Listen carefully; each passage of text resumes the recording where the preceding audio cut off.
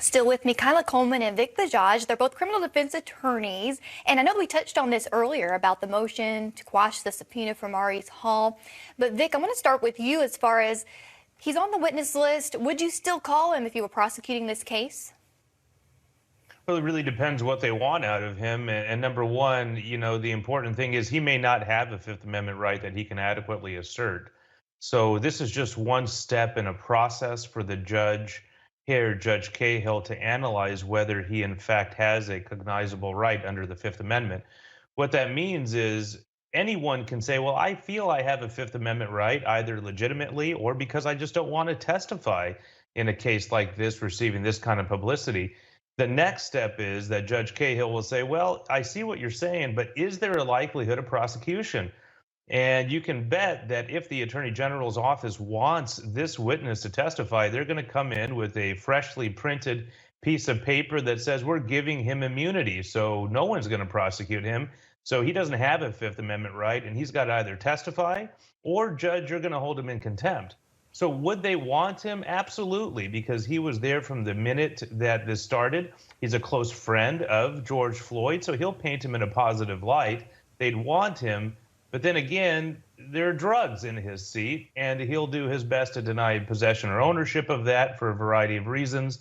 And it may just shed light on what it is these police officers had to deal with at that time and what they normally have to deal with day in and day out. Again, as we talked about, another double-edged sword.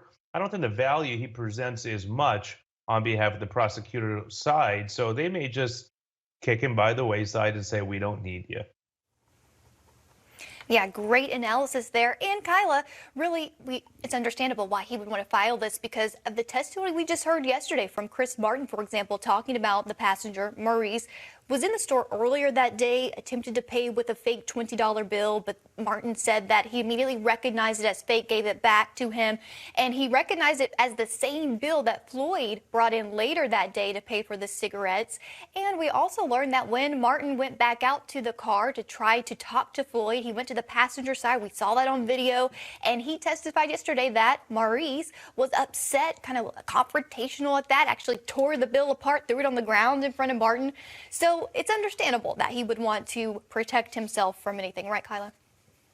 Yes, for sure. And honestly, I feel like he's not going to be that much of a good witness for this case. I mean, if we didn't have all of the bystander testimony, if we didn't have the testimony from the people who actually worked in the cup foods, then that would be one thing. I really don't feel as if his testimony will add much to this case. It actually might help the defense. If he was confrontational with the clerk who came up to the car, it could show even more aggression that they're claiming that George Floyd and the bystanders had. I just think that the judge should allow him to just pass on his testimony. He's already lived through enough trauma.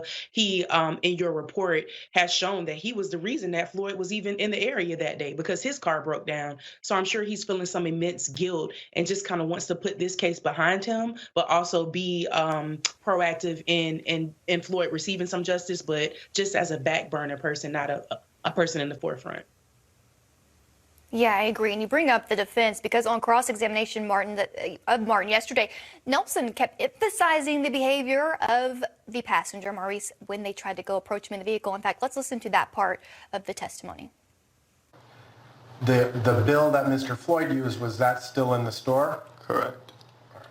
And so this other $20 bill was he threw it on the ground, right? Correct. Your coworker picks it up, and who ripped it? The person that was in the passenger seat. Or he handed it, your coworker handed it back to him or something? Or did he rip it and then throw it on the ground? The person in the passenger seat ripped the bill, threw it on the ground. The bell was talking to him, and the person picked it up, and it's in a bell. Okay. And again, this conversation was primarily with the passenger of the vehicle. Correct. So, Vic, if you were a jury sitting here during this trial, wouldn't you want to hear from those you're seeing in all the video over and over again? In the body cam video, you see Maurice Hall. In the surveillance video, you see Maurice Hall. They probably want to hear what he has to say, right? Absolutely. And from the defense point of view, knowing that the judge may rule that he has a cognizable or viable right to assert the Fifth Amendment privilege against self-incrimination by not testifying, It may be a theatrical move for the defense to call him and then to have him invoke his right in front of the jury, which is what must happen. This is not something where his counsel can give notice ex parte and say, hey, by the way, we're going to assert. The law requires that the individual who wants to assert is asked a question. And then in response, they say, well, I'm going to assert the fifth. And they can be asked 100 questions. And there can either be a blanket assertment of the fifth or assertion of the Fifth Amendment right, or it has to be piece by piece. So the jury's still out on what Judge Cahill will do in that regard. But many times on the defense side, and I've seen it on the prosecutorial side, when there's a potentially unsavory character, and I'm not making judgments about him, I'm just saying he was part and parcel to a conspiracy to commit a crime of passing a forged bill. That's the prosecution's reason for drawing this portrait of the case, because we need to understand why the officers had contact with him. It was a criminal act. It was a conspiracy to commit a criminal act. That's what was being investigated. So you may see a strategic move by the defense to call him to simply say, I assert the fifth. And then the implication will then be that Mr. Floyd was up to no good and part and parcel to a conspiracy for the crime as well, which does not bode well for the prosecutorial painting of the picture regarding Mr. Floyd, but does in fact help the defense. You may see that strategic move depending upon what Judge Cahill decides here shortly.